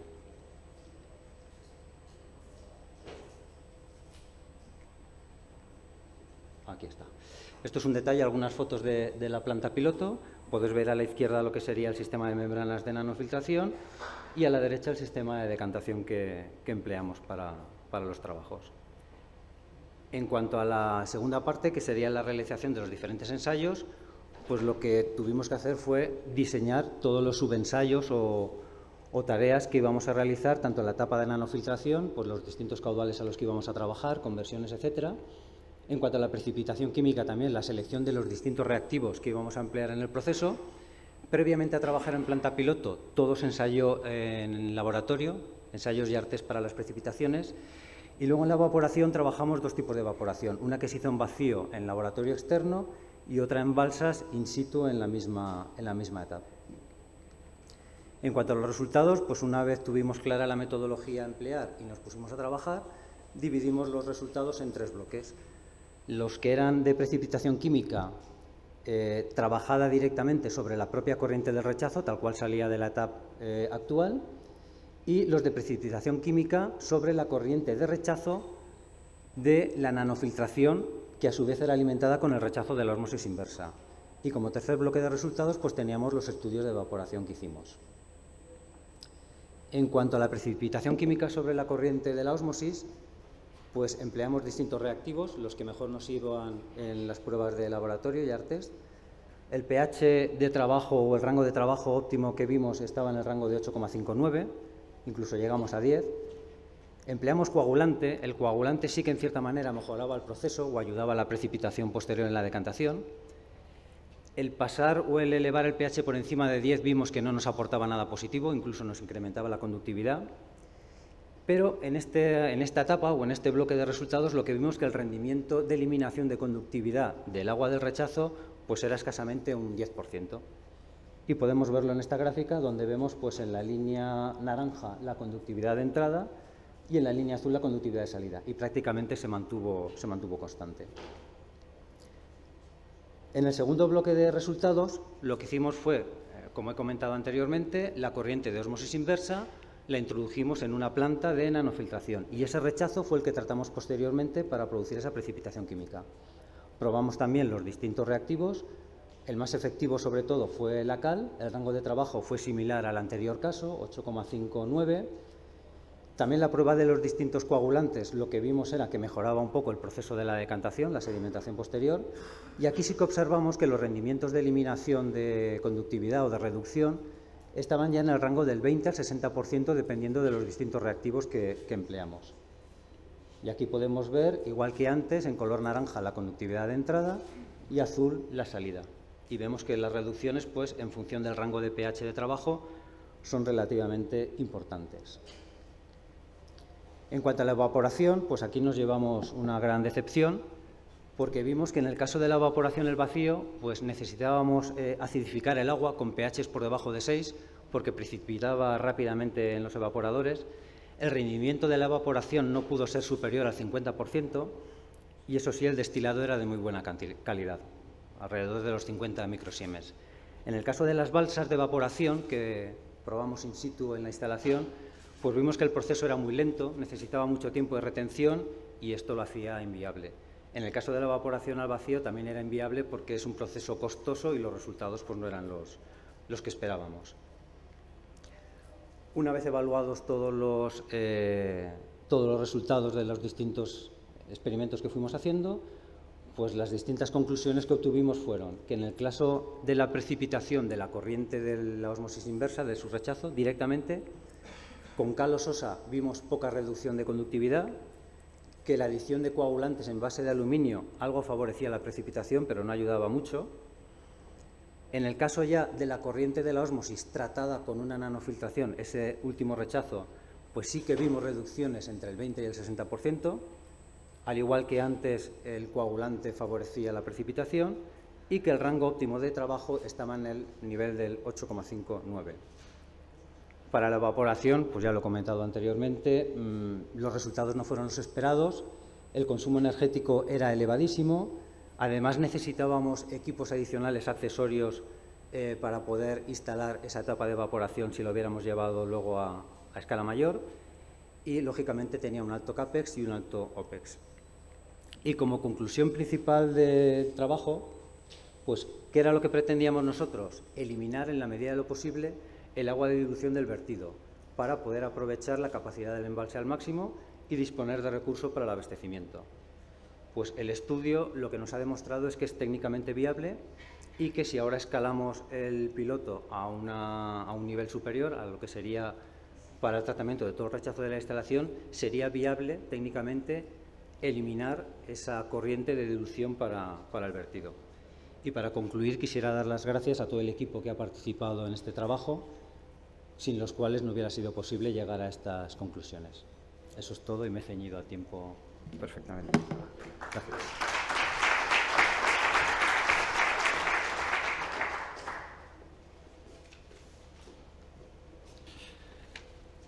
A continuación, Elisa Mazués. Elisa, por ahí viene. Elisa es técnica de investigación en medio ambiente, agua, residuos y energía de Cantabria, de la sociedad SAMP, la compañía pública responsable de las tareas de carácter medioambiental que le son encargadas por el Gobierno de Cantabria. Y es también máster en Ingeniería Ambiental por el Imperial College de Londres. Gracias. Cuenta con más de 10 años de experiencia internacional en tratamientos de aguas de proceso y residuales. Adelante. Buenos días a todos. ¿Se me escucha bien? Ahí. Gracias por la introducción y gracias a EDIR por darnos la oportunidad de presentar nuestro proyecto. Nuestro proyecto se llama Life 3E, Environment Energy Economy, y está subvencionado por la Unión Europea dentro del programa LIFE. Y su objetivo fundamental es promover la regeneración de las aguas residuales integrando la producción de energía azul en edades costeras. Bueno, para hacernos una idea del contexto en el que estamos trabajando y en relación a las ponencias que acabamos de escuchar, el proyecto trata de atacar dos problemas fundamentales a nivel mundial, como son la escasez de agua y la alta dependencia energética que tenemos a los combustibles fósiles. Estos son algunos datos que no quiero entrar en detalle para no exponer o extenderme mucho, pero también factores como son el aumento de la población, el cambio climático y también el aumento de demanda de agua de mejor calidad hacen que estos dos problemas se incrementen más y más. Es por ello que es muy importante abordar el nexo agua-energía y es por ello que la Unión Europea también está desarrollando distintas estrategias y políticas para abordar estos problemas, como son el plan Fit for 55, en el que para 2030 los países europeos habrán tenido que reducir en un 55% las emisiones de gases de efecto invernadero, o también la nueva Directiva de Tratamiento de Aguas Residuales, que está abogando cada vez más por la autosuficiencia energética en las edades. De modo que el objetivo principal del proyecto es fomentar un modelo más circular en la gestión de los recursos hídricos y de esta manera lo que vamos a hacer es promover la regeneración de las aguas residuales en edades costeras, como os decía antes, fomentar la reutilización de estas aguas regeneradas a nivel local. En nuestro caso, en el proyecto Life 3E, se utilizarán para el baldeo y limpieza de calles de la Municipalidad de Comillas y esto se hará integrando la recuperación de la energía del gradiente salino que se va a producir poniendo en contacto agua de mar con el efluente tratado de la EDAR. De esta manera vamos a fomentar la producción de energía renovable in situ de manera continua y la idea es que la energía renovable que estamos produciendo se utilice para ayudar a alimentar al tratamiento terciario de manera que se pueda fomentar la regeneración de las aguas residuales. Esta tecnología ya ha sido probada, digamos, a nivel laboratorio. A nivel laboratorio se probó que se podía producir energía azul mediante el agua de mar y el agua residual ya tratada. y también se ha seleccionado la edad en donde se iba a implementar el prototipo. Y ahora damos un paso más adelante haciendo un prototipo a escala semi-industrial capaz de tratar hasta 1 metro cúbico hora. Entonces, en el prototipo, digamos, tenemos 2 corrientes de agua que van a entrar. Por un lado, el agua de mar de alta salinidad, con un pretratamiento de 2 filtros de cartucho de 50 y 5 micras, y el agua residual ya tratada, que también cuenta con un pretratamiento de 50 y 5 micras y también luz ultravioleta.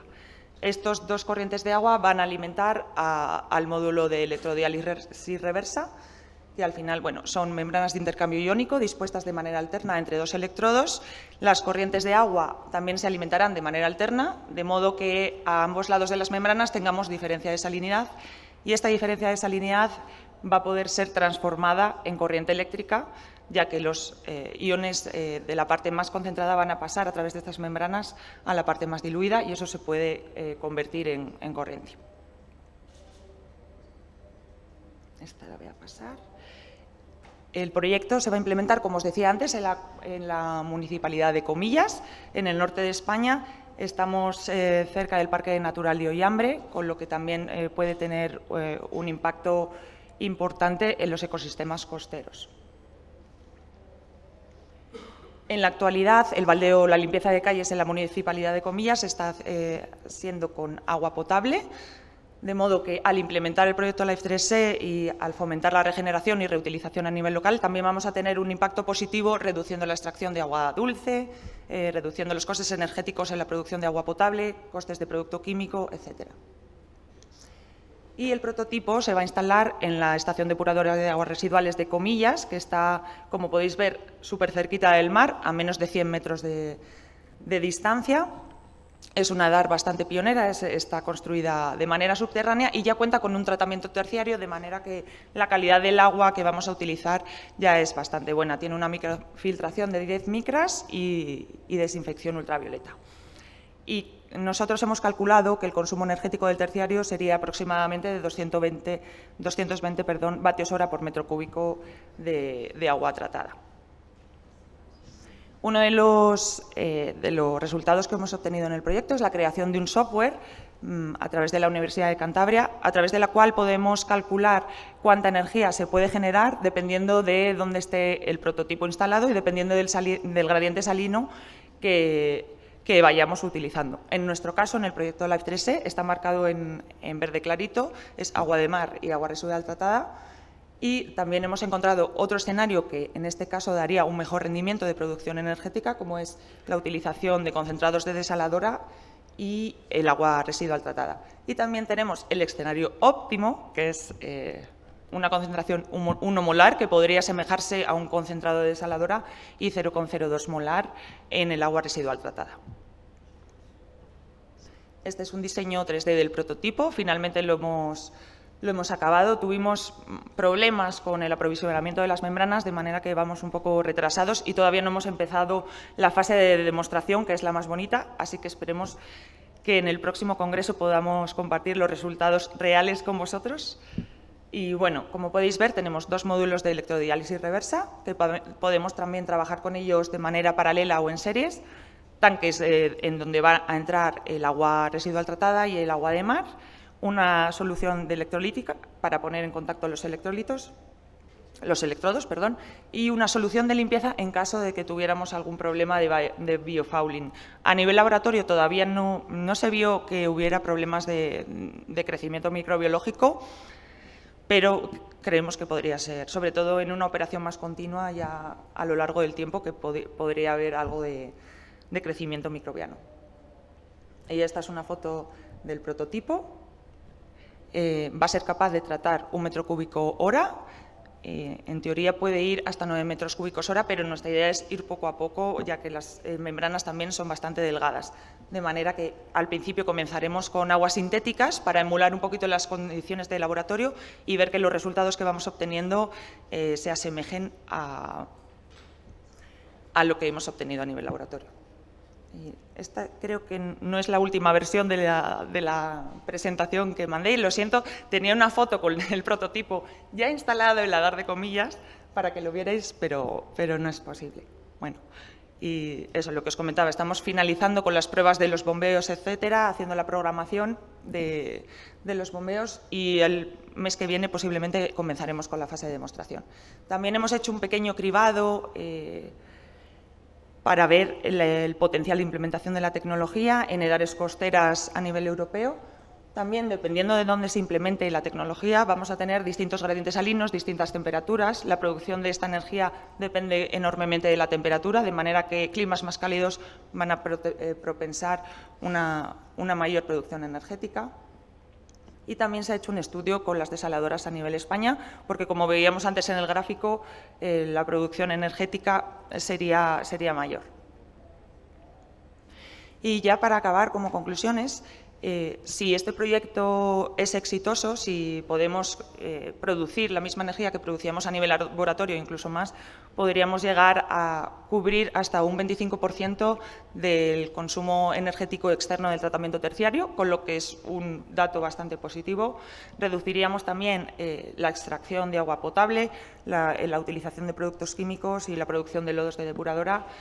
El software, una vez esté refinado y más, digamos, ajustado a las condiciones reales, nos serviría para estudiar la capacidad de producir energía eléctrica en distintos escenarios.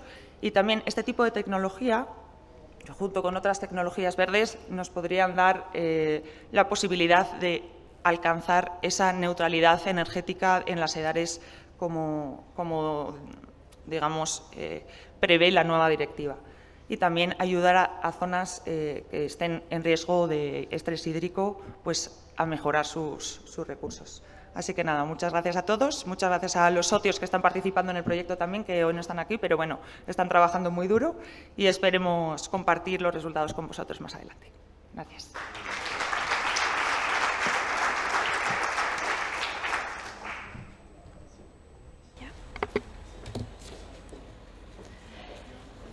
Ya el último de los ponentes de esta sesión es, Lluís, decíamos que eras licenciado en Químicas y nacido en Sabadell, en la provincia de Barcelona, que estudiaste Ciencias Químicas en la especialidad de Química Técnica en la Universidad Autónoma de Barcelona.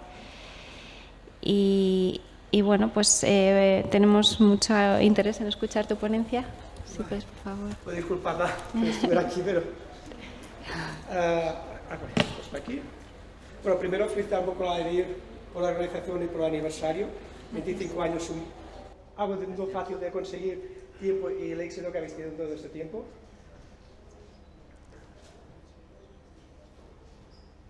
Vale, la ponencia que voy a presentar es un trabajo que se hizo por parte de Sfinor. Entonces voy a hacer un poco la explicación de lo que es introducir la compañía Sfinor como fabricante de membranas de ultrafiltración, el sitio donde se hizo el trabajo de pilotaje y las diferentes fases que tuvo el pilotaje hasta llegar a sacar unas conclusiones y obtener los resultados de ese pilotaje en temas de ultrafiltración, pero un poco para entender un poco quién es Sfinor y el motivo por el que se hizo todo el trabajo. Sfinor es una empresa que estableció en el año 2009 en China, fruto de los trabajos de desarrollo de la Universidad de Beijing, en mejoras en lo que sería el proceso de fabricación de la ultrafiltración por fibra hueca.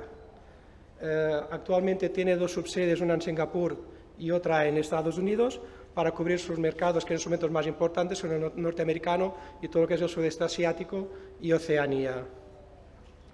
Como fabricantes de ultrafiltración trabajan las tres tipologías habitualmente que tenemos de ultrafiltración, las dos más populares que podemos encontrar aquí en España, más habituales, que son la presurizada o el MBR, pero también tienen una actividad muy importante, sobre todo en Estados Unidos, en el campo de ultrafiltración sumergida.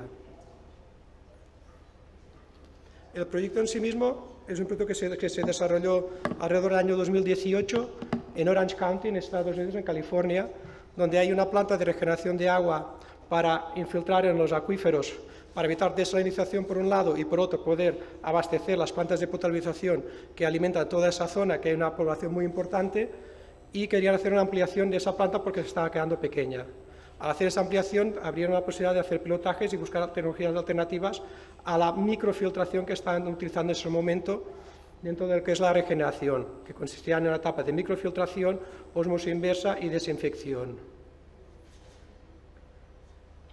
La calidad de agua que estaba llegando a esta planta de regeneración, teniendo en cuenta que era proveniente de un secundario, podemos considerar que era agua de calidad más que aceptable, con los valores de sodio en suspensión que en ningún momento durante un año de monitorización no superaron los 7 ppm.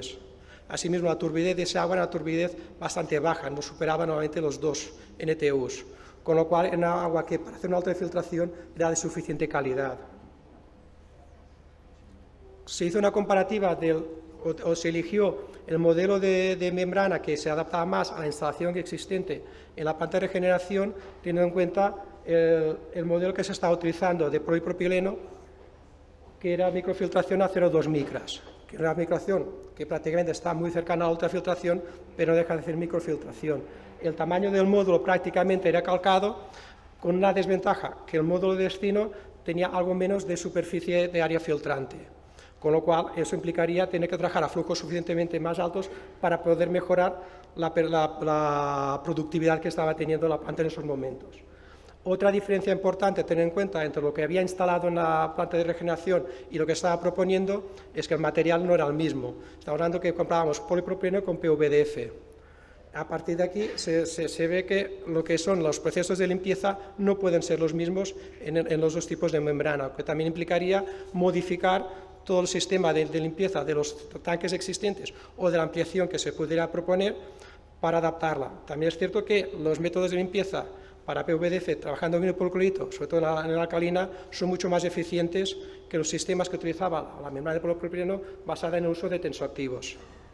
Asimismo, el proceso de fabricación de estinos de la fibra hueca permite trabajar con concentraciones muy elevadas de hipoclorito en caso necesario, con lo que es mucho más fácil recuperar membranas que puedan haber estado ocluidas de forma bastante persistente por materia orgánica. En la primera fase, que fue el pilotaje con un solo módulo, lo que sea propiamente planta piloto, se definió unos parámetros de operación estándares para empezar a trabajar, que fueron unos ciclos de filtración de 22 minutos, seguidos de un contralavado en los que había 15 segundos de simplemente aireación, seguido de 45 segundos de aireación más contralavado. Ese contralavado se trabajó inicialmente con un valor equivalente a lo que es la producción del módulo, y también durante el proceso de pilotaje se fue jugando un poco con los valores tanto de caudal, de contralavado como de aireación. Se hizo la propuesta de trabajar durante un mínimo de 30 días seguidos antes de hacer una limpieza química, y en algunos casos, cuando se trabajó a flujos muy altos, también se decidió poner limpiezas intermedias de mantenimiento para poder conseguir operar esos días con los flujos más altos posibles para poder obtener mejor productividad. En esta fase de pilotaje inicial se hicieron un escalado de flujos de trabajo incrementales, y a partir de cierto flujo también se decidió poner las limpiezas intermedias o hacer estas limpiezas intermedias con mayor frecuencia. Cuando se analizaron los resultados que se obtuvieron a partir de todo este pilotaje, se hicieron algunas observaciones y se fueron haciendo modificaciones de acuerdo a los resultados tal como se iban teniendo durante todo el proceso. El más importante quizá fue que se empezó trabajando sin ningún tipo de purga del tanque de filtración, con lo que se observó que rápidamente la concentración de sólidos subía, haciendo que la fibra quedara obturada mucho más rápidamente de lo que se había previsto, con lo que se decidió incorporar purgas equivalentes a lo que sería el contralavado, y con eso consiguió estabilizar mucho mejor el funcionamiento de la operación, pudiendo conseguir fácilmente los 30 días sin limpiezas químicas a distintos flujos. Y también se observó que cuando trabajando a flujos muy elevados para lo que sea una filtración sumergida, el incorporar esas limpiezas intermedias facilitaba la operación y permitía trabajar y tener una productividad muy superior. Otro parámetro que también se tuvo en cuenta para poder comparar con lo que se estaba trabajando en la planta de Orange County fue la calidad del permeado. Y para valorar la calidad del permeado básicamente se tomó como referencia la turbidez. Y se pudo observar que se obtenían turbideces del orden de 30 a 40 mNTUs. Es es decir, un agua de muy buena calidad desde el punto de vista de sólidos en suspensión. Igualmente, cuando finalizó este primer pilotaje, que tuvo una duración aproximadamente de unos 120 días, se hicieron análisis de la fibra del módulo que se había utilizado y se observó que el módulo estaba prácticamente como nuevo. No había ningún resto de incrustación ni residuo que pudiera estar ocluyendo o hubiera podido dañar tampoco lo que son las limpiezas químicas que se habían hecho, que pudieran haber dañado esa membrana, con lo cual era un resultado muy positivo para pasar a la siguiente fase, que era trabajar a escala real. Es decir, se cogió un tanque de los que estaban operativos, se quitaron las membranas que estaban trabajando y se instaló un sistema con 684 módulos en ese tanque para intentar obtener un mínimo de 681 metros cúbicos hora, con lo cual trabajar en las mismas condiciones que estaba trabajando la planta y poder extraer resultados realmente reales de trabajo y de realmente si aportaba o no aportaba ventajas, si era realmente una mejora sobre lo que tenían. Se hicieron distintas fases de pilotaje. Se empezó una primera fase en que se hicieron incrementos de flujo cada 3-4 días para ver cómo respondía todo lo que era el conjunto de los módulos instalados, y después se hicieron distintos pilotajes con los flujos que se consideraban más interesantes a trabajar y introduciendo o no limpiezas intermedias. Los resultados que se obtuvieron fueron bastante positivos. Y podemos ver aquí un poco lo que era el incremento de la presión diferencial de la TMP, que al final es el parámetro más indicativo para ver la evolución de ensuciamiento que pueda tener la membrana y que os va a dar indicativo de cuánto puede durar y cuánto hay que utilizar de limpiezas y todos los costos que puede suponer la operación.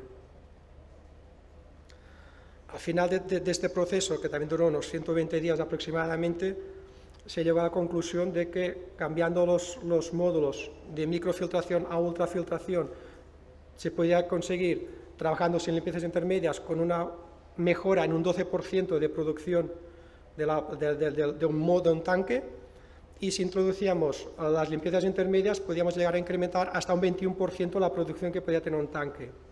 Con lo cual era posible ampliar la capacidad de la planta sin necesidad de hacer inversión de construcción de nuevos tanques. También se observó que incluso que tanto se había dado en el pilotaje con un módulo como se dio trabajando a escala real, la calidad de agua era la misma, es decir, teníamos una calidad de agua por debajo de los 40 mNTUs de forma estable, con lo cual la ultrafiltración estaba funcionando correctamente. Y después que también se podía jugar para intentar optimizar aún más con todos los parámetros de operación relacionados con el backwash y las limpiezas químicas. Aquí añadir en ese sentido que la ultrafiltración sumergida, quizá en España aquí no es una tecnología que sea muy popular, no hay muchas plantas que tengan esta tecnología instalada, pero sí hay que tener en cuenta que aquí no se hizo el estudio porque se estaba tratando de sustituir una sumergida por otra sumergida, pero sí sería interesante si hubieran podido hacer los que sean los costos energéticos. Pues los costos energéticos de operar una planta de ultrafiltración sumergida son muy inferiores a los costos energéticos que pueda suponer una planta presurizada. Al mismo tiempo, una planta sumergida presenta muchos menos problemas, que antes ha habido alguna ponencia que te ha hablado de este tema, es mucho más resiliente a los cambios que puede haber de calidad de agua. Y más cuando estamos hablando aquí que sería una estación regeneradora, lo que antes hablaríamos de un terciario, que actualmente pues, estamos hablando de una planta de regeneración de agua, en que la calidad, como te viene de una fuente de un secundario, en el que hay un decantador secundario, pues una calidad que en muchos sitios puede ser mucho más variable de lo que se observó en este caso. Entonces, una planta de ultrafiltración sumergida es mucho más, se adapta mucho mejor, mucho más maleable a estas condiciones de operación. ¿De acuerdo? Y por mi parte, agradeceros la atención y la oportunidad de haberos presentado esta ponencia. Muy bien, Luis. Muchas gracias. Pues abrimos el turno de preguntas a los ponentes, y si alguien quiere hacer también alguna reflexión sobre los temas tratados, pues también se admite. Así que tenemos hasta menos cuarto, ¿no? Teóricamente, o sea que hay tiempo de sobra. A ver, ¿quién? Aquí. Una pregunta en la segunda fila. Aquí.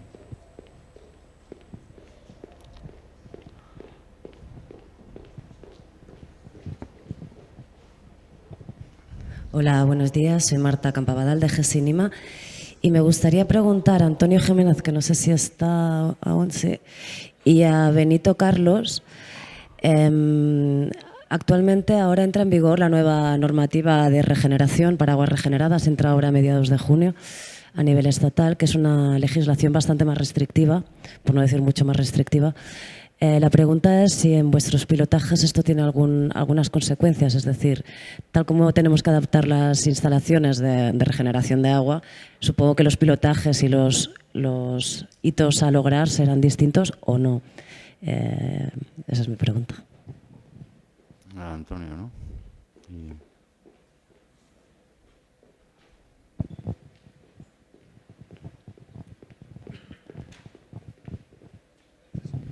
Gracias, Marta. Gracias por la pregunta, Marta. Sí, claro, sin duda. Sí. Sobre todo, el parámetro que más me preocupa es la DBO en concreto. Hay que recordar, no obstante, que estamos hablando de una normativa que aplica exclusivamente a uso de agua de riego en la agricultura. Y yo creo que sí, quiero decir, digo esto porque en mi caso era una aplicación industrial, pero quiero contestarte porque sí, realmente es una cuestión que yo creo que tiene que estar en la mesa del debate. Yo personalmente no acabo de ver muchas veces qué importancia tiene esa DBO en la irrigación. O sea, entiendo, por ejemplo, el riesgo sanitario de si hay una contaminación microbiológica o no, pero en el caso de la DBO disuelta, que es un parámetro que, como tú bien dices, bueno, yo al menos lo entiendo así, limita realmente el fomento de la regeneración. Entiendo que estas leyes, pues, obviamente se hacen en nombre de toda Europa, pero seguramente impulsados también en el norte de Europa, donde quizás no acaben de pensar en esas consecuencias. Y esto muchas veces, efectivamente, yo creo que hasta limita la solución tecnológica. En el caso nuestro, la verdad es que yo no tengo datos. Yo no he llegado a determinar la DBO porque no era de interés en este caso, la irrigación o el uso agrícola, pero mucho me temo que sí que habría problemas. Es decir, que ya con una nanofiltración no llegarías y tendrías que... Bueno, sabes que siempre la ósmosis inversa parece el comodín del público, ¿no? Y tienes al final que recurrir, pero sería una pena tener que recurrir a una ósmosis inversa para luego regar los campos, ¿no? Y luego ya te queda el tratamiento biológico, pero es que claro, el tratamiento biológico con aguas regeneradas ya estamos otra vez nuevamente en problemas. Yo creo, francamente, o sea, no tengo una respuesta, la verdad, pero creo, al contrario, creo que es una pregunta que abre más cuestiones y que tiene que estar en el debate de eventos como este. Muy bien. ¿Alguien más por allí? Buenas. Pues nosotros hemos tenido en cuenta, a día de hoy estamos teniendo en cuenta los parámetros del Real Decreto y estamos empezando a analizar a escala laboratorio y hacer ciertas modificaciones en la planta piloto para poder estar por debajo de los límites establecidos. Es verdad que en la planta piloto sí estamos por debajo de los límites establecidos, pero estamos intentando, investigando, hacer ciertas modificaciones a ver si estamos por debajo para tener un cierto margen de error. Muy bien, gracias. ¿Alguien más por allí, por favor? 1, 2, 3, cuarta fila. Belén Gutiérrez, de GESINIMA. Le quería preguntar a Elisa, me ha gustado mucho la presentación. Nosotros conocemos bien, tenemos un proyecto FOWE que al final el objetivo es el mismo, ¿no? La producción de energía hidráulica. Vosotros en la planta piloto tenéis previsto tener un depósito para agua residual y entiendo que otro para el agua concentrada, ¿no? Para la salmuera. Comentabas que no habéis tenido previsto para el tema de limpieza de química. Yo te hablo de nuestra experiencia y te recomiendo que si vais a trabajar con depósitos de acumulación, sí lo tengáis en cuenta, porque nosotros hemos trabajado con depósitos de acumulación de 60 metros cúbicos, que eran grandes, y uno de los principales inconvenientes que tuvimos, que eso lo aprendes, ¿no?, en el pilotaje, era que no es lo mismo tener agua residual que esté corriendo a tener un agua residual que tengas almacenada en un depósito y que no vayas renovando. Entonces, era por eso, porque cuando lo has dicho, que no habéis tenido en laboratorio, lo cual es normal porque cambiaríais las muestras y todo, pero que en el pilotaje seguro que lo vais a necesitar.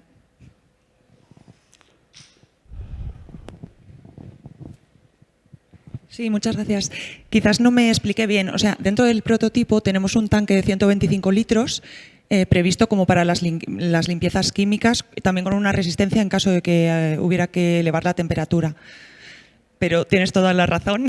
Nosotros tenemos depósitos para el agua residual tratada. En principio solo tendríamos el depósito del prototipo, que son 125 litros, y otro depósito de 1 metro cúbico. Y una vez esté regenerada tras el EDR, digamos, hay un depósito de 10 metros cúbicos. Pero sí que para el agua de mar, por ejemplo, tenemos un depósito de 20 metros cúbicos y al principio pues también hay muchas bacterias, o sea, hay mucha microbiología que va a producir faulín. Entonces, muchas gracias y lo tenemos en cuenta. Muy bien. Buen apunte. ¿Alguna cosa más ahí? Por ahí. Yo soy Miguel García de Cepsa, de una refinería. Y quería preguntar, relacionado con este proyecto Life 3E también, si sería aplicable a hacerlo con agua de salida de nuestra depuradora de agua industrial.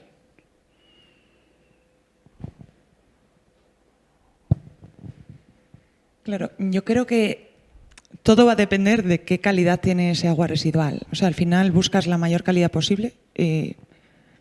No soy 100% experta en el tema. O sea, digamos que los ensayos previos los ha hecho la Universidad de Cantabria, pero a priori yo diría que en el momento en que haya cualquier tipo de grasa, cualquier tipo de elemento que pueda perjudicar la superficie de las membranas, el rendimiento energético bajaría un mogollón, y también la limpieza química tendría que ser mucho más frecuente, con lo que al final está reduciendo ese impacto positivo que estás intentando generar con la...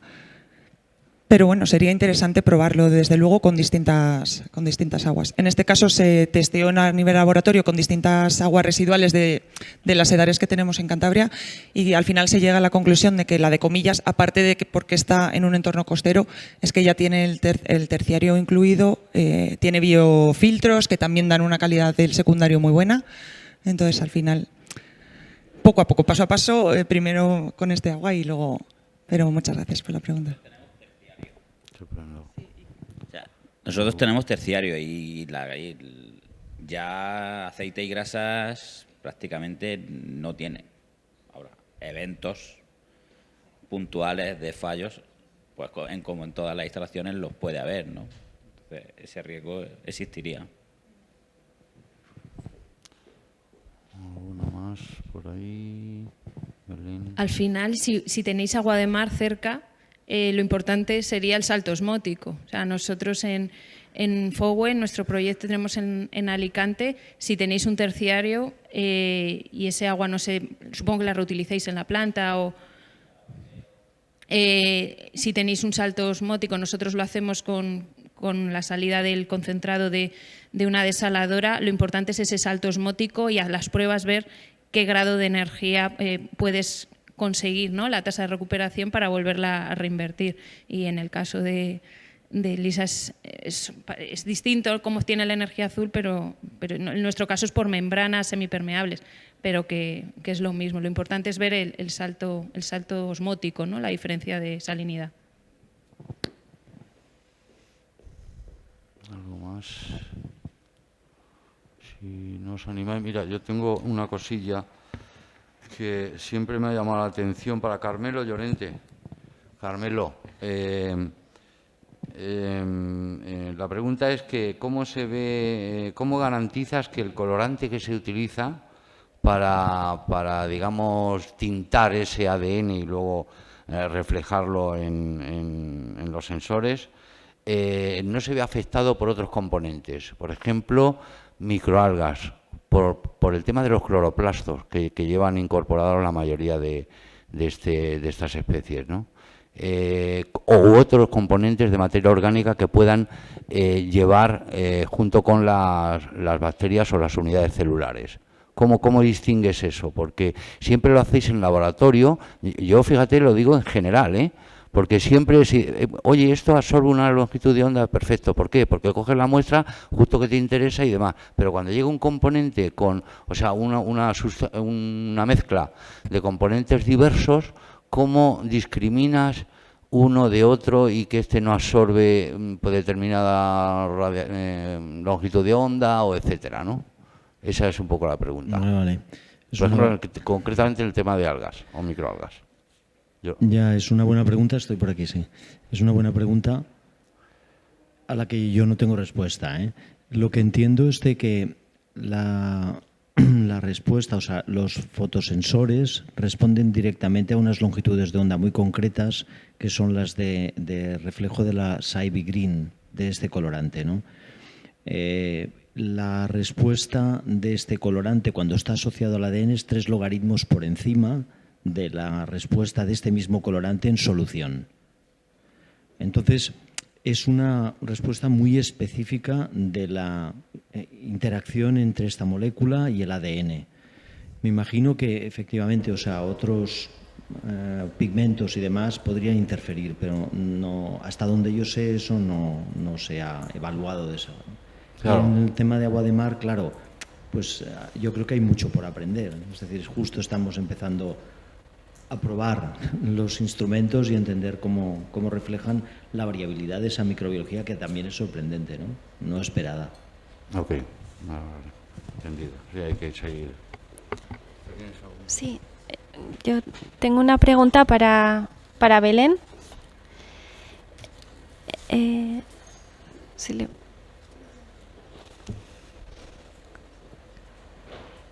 Por favor, ¿le podéis dar el micro a Belén Gutiérrez? Ahí, en la cuarta fila. Enhorabuena por la iniciativa de ROSIP y por el piloto, bueno, ya que va a ser ya aprobado. Quería preguntarte si habíais tenido la oportunidad, porque hablabas en la presentación de la eficiencia de eliminación de algas en los sistemas de flotación, si habéis tenido la oportunidad de hacer la misma comparativa con la ecofiltración sumergida, la eficiencia de eliminación de microalgas. ¿Con la ultrafiltración? No, la vamos a hacer ahora. Vale. Ahora es el momento en el que vamos a poder comparar efectivamente cómo se comporta esta ultrafiltración con respecto a los DAF e incluso con doble etapa de filtración de arena, porque es la planta grande, que es de Ensenada, lleva una doble etapa de filtración de medios filtrantes. Entonces vamos a tener esa triple comparación, ¿no? Por un lado, cómo se comporta ROSIP, por otro lado, cómo se comporta, y luego poderlo comparar con los resultados de Conosis, ¿no? Del DAF. Vale, gracias. ¿Alguna cosa más? Sí, a ver, Antonio. Está por ahí, mira. Ahí lo tienes. Sí, yo quería preguntarle a Carlos Andecochea si en tu presentación y en la aplicación has hablado, si no recuerdo mal, del consumo energético, si no recuerdo mal, en términos cualitativos, es decir, que se espera una reducción del consumo energético frente a otras tecnologías, digamos, convencionales, ¿no? Mi pregunta es si esto es así, o si habéis llegado a los números y, sobre todo, si esa conclusión depende de la disponibilidad de calor residual que también has comentado, o si es independiente, es decir, si incluso considerando que tengas que aportar ese calor residual, esa energía para ese calor residual, si incluso así se espera un consumo energético menor.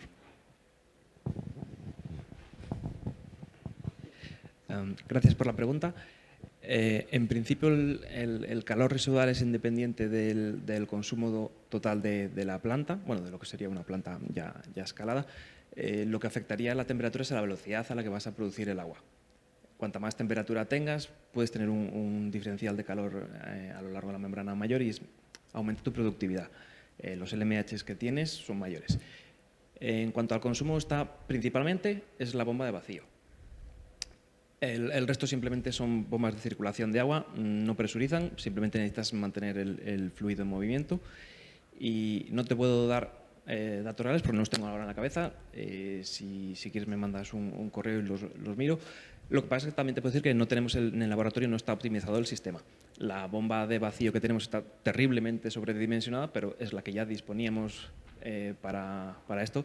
Tenemos una bomba de vacío de como 2 kilovatios o algo así, que es terriblemente dimensionada, varios órdenes de magnitud. Es una bomba de 10 a la menos 4 que tenemos que meterle un bypass porque hace mucho más vacío de lo que necesitamos. Estamos operando, cuando he dicho que hacemos bajo vacío, estamos operando alrededor de 200 milibares hasta 400 milibares. Está muy lejos de casi considerarse vacío. Es simplemente una pequeña succión para mover el vapor que se va produciendo. Muchas gracias. No sé si... Ah, sí, ahí, en la 1, 2, 3, 4.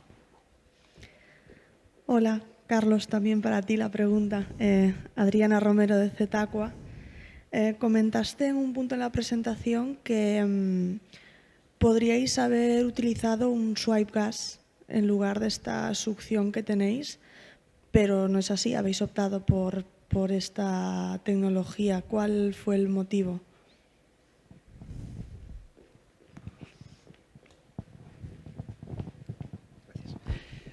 Principalmente por cuestión de como tenemos un calor de muy bajo grado, es el cuello de botella es la destilación, es lo que más lento va. Entonces, la succión respecto al empuje, como nos da una ligera, o sea, el arrastre es el mismo, pero en lugar de con sobrepresión es con una presión por debajo, nos mejora el flujo de agua a través de la membrana, nos aumentan los LMHs. Estamos hablando de que estamos a una capacidad de producción en esta destilación que hace que, al menos a nivel de laboratorio, con los módulos que tenemos que están fijados, no podemos elegir en esta escala, la ósmosis directa inicial y el afino con resinas posterior vayan en batch, mientras que la VMD va en continuo. Esa es la diferencia de escala que estamos teniendo. Entonces, ese pequeño extra que te da el vacío respecto al swipe gas nos mejora mucho los tiempos de tratamiento. No solo eso, al hacer vacío no estás introduciendo más gases de los que luego tienes que eliminar. No estás metiéndole aire, generalmente el swipe gas para este tipo de tecnología simplemente sería aire, no metes nada de CO2, no metes oxígeno. Entonces ayudas a que luego la calidad de ese permeado sea la que es bueno, 3 microsiemens está muy bien, muy cerca del objetivo inicial que había para el electrolizador que nos habían dado. Gracias. Carlos, gracias. Perdonad, pero ya nos falta poquito tiempo para terminar y si no tenéis así alguna pregunta urgente, comentaros algunas cositas de lo que viene después. Os recuerdo que, porque ha habido alguna duda con el tema de la aplicación para las votaciones, que se vota tanto a ponente como a la propia ponencia, o sea que son 2 votos por cada ponencia y lo podéis ver en la aplicación. Localizáis al ponente y en el ponente lo calificáis y luego después más abajo está la ponencia suya y también la calificáis, siempre que queráis, claro, evidentemente.